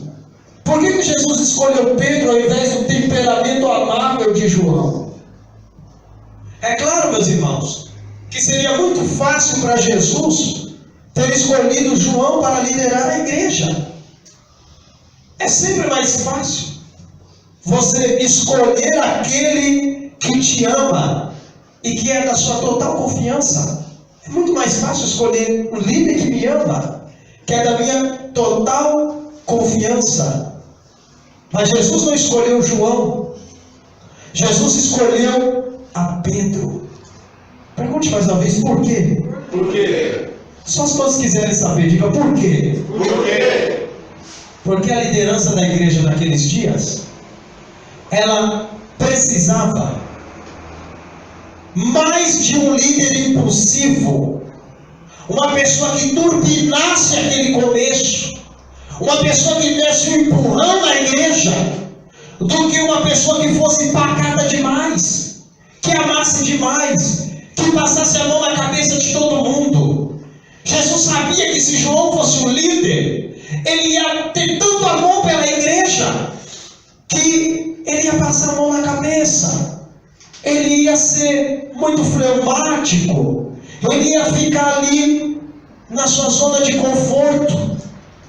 Ele olhou para João e disse, João é um excelente pastor, mas não é para agora, porque ele vai amar tanto esse povo que a igreja não vai crescer com o amor dele. A igreja vai crescer com esse camarada doido aqui que é o Pedrão, que ele vai para cima com intrepidez. Ele fala umas coisas ruins, mas ele pelo menos tem a coragem de falar. Quando ninguém quer falar, ele pega a palavra e ele fala. E eu sei que a primeira mensagem dele vai ser arrebatadora para o começo da igreja. E quando Pedro pregou a primeira mensagem, 3.000 almas se renderam nos pés do Senhor Jesus. Sabe o que Jesus está nos ensinando, meus irmãos? Que muitas vezes as lideranças optam por levar aquele obreiro amado e eles esquecem que o obreiro impulsivo também tem o seu valor em determinados trabalhos.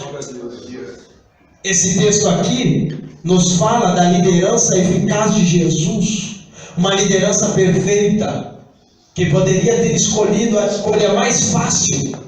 Era muito mais fácil escolher o João, mas ele escolheu o mais difícil.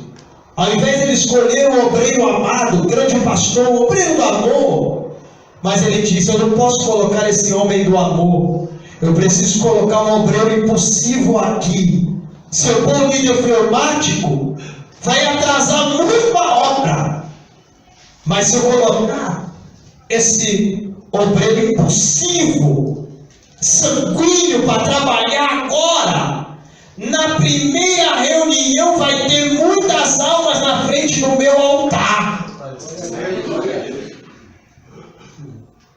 Alguém queria comentar lá atrás? Pastor, era só para comentar, na parte que alguém indaga pelo horário do pessoal estar falando em língua, está aquele avivamento, talvez se fosse João, né, quando alguém falasse, eles estão embriagados, né, talvez João, sabe o que ele está querendo dizer? O Senhor já me revelou seu coração. João, ele acabou a vizinhança, meu irmão. Eles iam falar, vocês estão tudo embriagados. João ia tentar dar uma carioquinha ali, para resolver a situação ali. Não, mas deve ter bebido só um pouquinho. Vem aqui com a gente para nossa reunião. O Pedrão já logo ficou de pé, não embriagado coisa nenhuma. O Espírito desceu aqui agora, como estava escrito lá em Joel. Está se cumprindo a profecia. E aqueles homens pararam diante do Pedrão e falaram, eita, não dá para mexer com eles não, porque pelo jeito a liderança deles é invocada. Cabe a colocação que João era um líder relacional, mas não conceitual. E o Pedro era conceitual, mas não relacional até a descida do Espírito Santo. Até a descida do Espírito Santo. Isso é tão verdade que Pedro e João estavam perto, mas nunca estavam juntos. Você pode ver que teve disputa até para ir no túmulo de Jesus, um quis chegar primeiro que o outro. É verdade. Sabe quando isso foi curado? Esse problema foi curado? Pergunte quando? Quando os dois subiram juntos para orar na hora nona, lá no Templo Formosa. Ali já estava curado essa rixa entre os dois pescadores. Que eles eram rival na pesca, levaram a rivalidade para o ministério. Pedro também se posicionava, né? Ele não tinha medo, né? Os outros ficaram com medo do fantasma. Pedro foi para cima. Eu ia falar isso aí agora, meu pastor. Deus revelou meu coração para o Senhor. Os outros discípulos, olha o João, nós vamos morrer. Tem um fantasma vindo ali. Aí Jesus diz assim, ô João, você me ama, rapaz, você não sabe quem é eu não? Aí o João ficou com medo, o Pedro disse, se for o Senhor, eu quero andar na água também. Aí Jesus disse, esse aí é o Pedrão, vem meu amigo pra cá. E ele vai andando sobre as águas. Em contrapartida, pastor, quando Jesus se apresenta na praia, João reconhece o milagre e fala assim, só pode ser ele. E aí Pedro tira a roupa, no caso já estava, né, só com a calção, a túnica e se jogou na água. Né? Então, já foi logo a nado. Vocês vão no barco, eu vou a nado agora. Faz sentido o que eu estou falando, sim ou não, aqui essa noite? glória a Deus. Jesus não escolheu João, irmão, porque João é o obreiro da boa vizinhança. João, ele é o obreiro que lidera com o coração. Ele quer ter paz com todo mundo. Ele não quer incomodar. E isso, às vezes, coloca João numa zona de conforto muito grande. Os obreiros dizem assim, ô pastor João, vamos fazer aqui uma vigília aqui. A gente fala com a vizinhança aí, vê se eles liberam. O João não quer nem tentar. Ele diz, coitado do meu vizinho amado. Mas é muito amor, né? É muito amor. Agora, se você falar para o Pedro, ô Pedro, vamos fazer uma vigília. Vamos fazer, já chama os bateristas. Aí você tem que falar, calma Pedro, também não é assim, nós temos que falar com a vizinhança. Então, se vocês falarem com a vizinhança aí, eu já vou começar a orar aqui agora, até a hora da vigília. Porque o Pedrão, ele dá impulso na obra, ele é impulsivo. Na verdade, Pedro não era tão precipitado, ele agia muito no impulso. Ele não mentia, ele não controlava os seus impulsos, ele se emocionava muito facilmente. Um dia eles subiram lá para cima da montanha, Pedro, Tiago, João e Jesus. E apareceu ali o Elias e o Moisés. E os dois ficaram lá babando. E o Pedro falou, será que isso é possível que ninguém teve a mesma ideia que eu? E ele ficou agoniado ali com aquela ideia dele no coração. Mas eles não falam, mas só sobra para mim isso aqui. Quer saber? Jesus, vamos fazer três igrejas aqui. Uma Agostinho, uma com Elias, uma com Moisés. E vamos ficar só nós aqui adorando aqui. Aí acabou com a reunião na hora. Mas eu tenho certeza que Tiago e João estavam com a mesma ideia no coração, mas não quiseram falar. Eles não tinham essa coragem de falar. Então veja, meus irmãos, existem muitas igrejas. Isso é tão tremendo que eu estou te falando. Pode falar, pode falar. Pode falar, compartilha conosco. É por isso que ele vai achar diferente com Paulo, porque eles tinham o mesmo pensamento dos dois. Vocês não vão dar glória a Deus, não? Por isso que Pedro e Paulo às vezes se batiam. Porque os dois tinham um impulso para fazer a obra de Deus. Eram duas Meu Deus, eu não sei se o que Deus me falou agora vai ser muito louco para a mente de vocês. Vocês já viram um avião voar numa turbina só, irmão? Tem que ter duas, uma de cada asa. Uma era Pedro e outra era Paulo, meus irmãos. Um cortava pro lado do judeu, o outro dizia que você não quis aquelas segundas ovelhas que Jesus te entregou, que Jesus entregou os gentios para Pedro. Mas como Pedro não quis receber aquelas ovelhas, o amor dele não estava no 100, Deus disse, não vai ter jeito, vou ter que levantar um outro 50. Levantou um Paulo e disse, você cuida de um e ele cuida de outro. Atos 10 vai passar. Atos 10, quando Pedro tinha Fala, Jesus. Pedro traz as lençóis que os animais quadrúpedes. E o apóstolo fala pra ele, mata e come. Ele fala, não, que eu não como coisa impura. Deus fala assim pra ele, não come que é impuro, eu já purifiquei, então manda pra Paulo. Já que você não quer, esse paraquedas... O João é um apóstolo da boa vizinhança, ao ponto da congregação que Pedro pastoreia ser maior do que a sede que João preside. Os pregadores aqui sabem o que eu estou falando? Tem ministério que você vai na congregação que é maior do que a sede. Aí você fala, mas como é que pode? Aí você vai na sede, o pastor pega o microfone com tanto amor, e aquilo é muito bom, meus irmãos. Mas entenda uma coisa, às vezes a fé só funciona no impulso. Eu já fiz cada loucura nessa vida, meus irmãos, que depois eu falei, meu Deus do céu, o que eu fiz?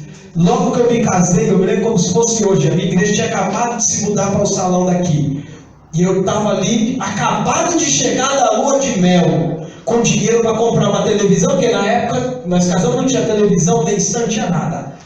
E eu estava com aquele dinheiro no bolso para sair daquele culto no sábado e ir lá com a minha esposa e comprar uma televisão para ela. Aí, quando o pastor ministrou a oferta, meus irmãos, meu coração começou a pegar fogo.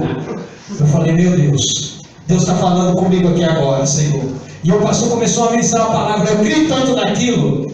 Eu falei assim, pastor, eu vou dar todo o dinheiro para minha televisão de oferta aqui agora. Ele disse assim, meu filho, você acabou de casar, não faça isso não.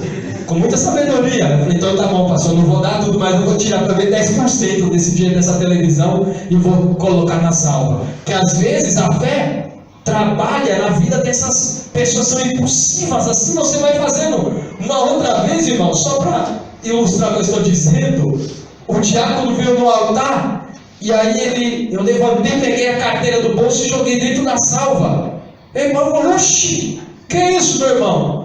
Eu falei, varão, eu nem sei, eu não sei nem quanto que tem aí dentro. Tira tudo que for dinheiro daí de dentro. Eu estou fazendo uma loucura espiritual. Não quero nada, só a carteira, os documentos, cartão de crédito. Pega todas as botas, moeda, rapa, não deixa nada aí. Aí diz assim, até o dinheiro da condução, que eu não tinha carro. Eu falei, irmão, vai-te embora antes que eu me arrependa dessa loucura que eu estou fazendo aqui, que Deus vai mandar alguém para me levar na minha casa. Glória!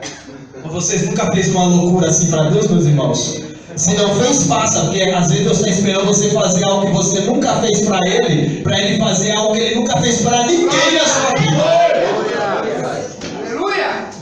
Então, meus irmãos, às vezes chega nas igrejas, sede que ela é menor do que a congregação. Aí você olha para o pastor da sede, ele é um João, ele é amado de todos, ele tem a política da boa vizinhança e tal. Enquanto isso, Pedro, na congregação dele, está quebrando a parede dos vizinhos e comprando os terrenos do lado aqui tudinho. Ele derruba a primeira casa, aí o vizinho fala, o que você está fazendo, Pedro? Ele falou, rapaz, já que eu já quebrei sua parede, vende o seu terreno.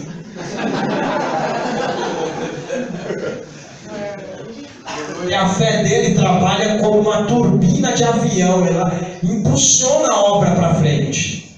Então, meus irmãos, a igreja que estava começando não podia começar com uma liderança mais amável, que passasse a mão na cabeça, que tratasse ali sempre com aquele carinho excessivo, com aquele amor. Quando a pessoa pecasse, ela ia lá, reclinava, meu filho, não faz e tal. Não, irmão, precisava de alguém que tivesse um punho mais impulsivo ali. Eu não estou querendo dizer com tudo isso que a liderança de João não era uma liderança boa. O que eu estou dizendo é que aquele momento pedia um Pedrão na vida de Jesus ali.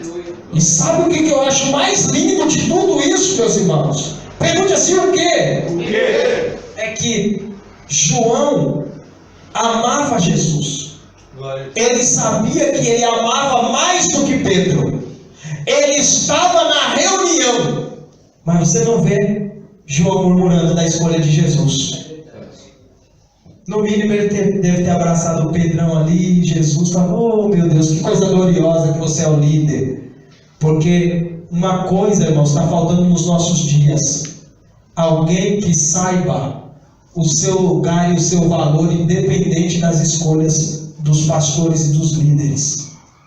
Mesmo João vendo Pedro ser escolhido depois de dizer 3 vezes que não amava, ele não murmurou em nada. Ele ficou ali feliz com aquela palavra que Jesus disse: se eu quiser, ele fica vivo até o arrebatamento. Ele já tá bom, essa parcela já tá bom para mim, a liderança pode dar para o Pedrão. Glória a Deus. Tem a ver também com a repreensão que Jesus deu para João e também a repreensão que Jesus deu para Manda essa repreensão? Que João e Tiago eram os Boanerges, né? Que eles eram os filhos do trovão. Sim. E quando Jesus fala... A mãe fala. Fala para ele... Fala você que está no seu coração essa palavra, eu quero ouvir. Quando Jesus fala para João que as palavras dele eram não para o ódio, mas para o amor. E quando fala para Pedro, para Pedro que quando ele falou para ele que ele era a pedra que ia afirmar sobre a pedra. Exatamente, tem uma relação. Tem uma relação, está dizendo que o ministério de um é diferente do ministério de outro. Que a importância de Pedro não reduz a importância de João, irmãos. E é isso que eu quero encerrar aqui a aula dizendo. A importância de um aqui nessa noite não diminui a importância do outro. Olha o que eu vou falar e a gente encerra. O professor não diminui a importância dos alunos. Pergunta assim para mim, por quê? Por quê? Porque um professor só é professor se tiver aluno. E um aluno só é aluno se tiver professor. Então, precisam trabalhar juntos. E o que Jesus estava querendo ensinar ali, naquele momento, era isso. Para esse momento da igreja, eu preciso de um obreiro como Pedro. Para esse momento, olha só que interessante. Para o meu ministério, eu precisava mais perto de mim o João. Mas agora eu preciso de um Pedro. Fala, meu irmão. É interessante também perceber que naquele momento, talvez Pedro, dentre os 11, era o que menos se sentia merecedor disso. Porque ele estava vendo no momento que ele tinha negado Jesus em algo que ele tinha prometido não negar. E aí Deus sempre escolhe aquele que acha que não merece. Porque quando você acha que merece, ele não te escolhe. Eu nem quero conjecturar se estava no coração de João. É agora a minha hora. É agora a minha vez. É hoje que eu assumo no lugar de Jesus. E o Pedrão está ali, meu Deus do céu, o que eu fiz? Quantas vezes eu neguei mesmo que eu já até esqueci, acho que foi 10. E Jesus, em vez de escolher o que acha que merece, escolhe o que acha que não merece. Deus é tremendo, meus irmãos. Então, meus irmãos, Jesus sabia a importância de ter no seu colégio de obreiros homens como Pedro. Então diga assim bem forte, diga assim: eu preciso aprender a trabalhar com João, mas também com Pedro. É isso que Jesus tratou. Glória a Deus. A liderança de Pedro, ela é importante para as nossas vidas, tá bom, meus irmãos? Alguém quer fazer alguma pergunta ou acrescentar alguma coisa? Se não, nós temos o nosso irmão que nos visita pela primeira vez, não é isso? Qual é seu nome, meu amigo? Henrique. Já conversamos ali fora. Dá uma olhadinha ali pro local de ler ali, Henrique. Ô, glória. Os irmãos estão felizes com a presença do Henrique, poder dizer amém, amados? Amém! Tem mais alguém que nos visita pela primeira vez, meus irmãos? Acho que só o nosso irmão Henrique, né? Eu desejo, Henrique, que você saia daqui hoje de posse de todas essas palavras proféticas, tá bom? Deus abençoe. Amados, na próxima segunda-feira não haverá aula, tá bom? No dia 2 e no dia 9 não haverá aula. É o nosso recesso do meio do ano.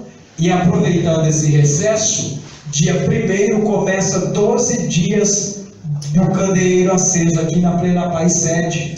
Serão 12 irmãs ministrando a palavra de Deus, tá bom? Serão 12 irmãs ministrando a palavra de Deus, e claro que todos vocês estão mais do que convidados para estarem conosco. As irmãs vão dar lugar na terra, tá bom? Glória a Deus. Queridos, dito tudo isso, fiquemos de pé.